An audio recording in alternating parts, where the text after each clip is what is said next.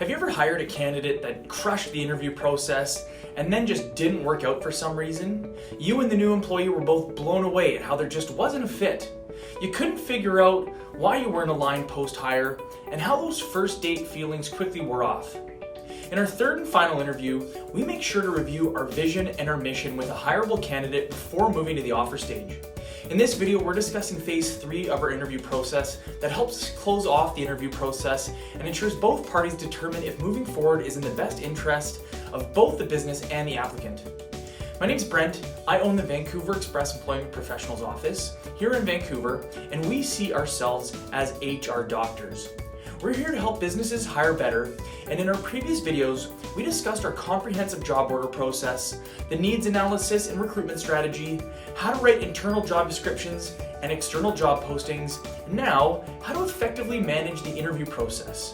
If you want to run this recruitment process on your own, you need to define these systems and processes to ensure that you and your team understand the path that you're going to follow, which ensures steps aren't skipped and candidates aren't missed. At the end of our second interview, we needed to determine fit based on our behavior-based interview questions and the internal position description that we reviewed. We confirmed mutual interest in moving forward in the process at the end of the interview or within 24 or 48 hours. If we're both in agreement, we schedule the final interview and I'll forward our vision and mission document to our candidate. I tend to book this interview at least 2 or 3 days later, as I want to ensure that we don't rush the next meeting and the candidate has plenty of time to review and absorb the information within. When we reconnect for interview number 3, my goal is to cover 3 points. First, a deep dive into our vision and mission. Second, address any further concerns on my side or theirs. And 3, discuss compensation packages, start dates, and anything relating to these 3 points that would hold either of us back from moving forward. Step 1 is our vision and mission. We've created a vivid vision for our business and defined not only who we are, but where we're going to go and what our business will look like and feel like. At this stage in the process, the goal is to see if there's excitement and alignment from the candidate. Do they see themselves growing with us and contributing to the growth? I look for engagement and questions. If they give responses like it seems pretty standard, or I've read this many times, or I've seen other like this before, or they don't have any questions or just really say that nothing jumped out at them, then I'd end the interview shortly after, as this person likely either didn't take the time to review it or just didn't see alignment, and that's totally okay. No matter how amazing they seemed up to this point, without the current and future alignment, this candidate will not be a long-term fit with our business, and we'll be hiring again for this role in no time. What I do want to hear from the candidate is what legitimately inspired them, what stood out to them, and what they see themselves contributing to the most. This could be a 15-minute chat or it could be an hour. I really let this discussion run its course. Lastly, I touch on a few critical standouts, such as our culture, and any other critical items specific to their position, whether it's daily, weekly, or monthly, quarterly items or tasks, to help them understand what to expect when they're joining.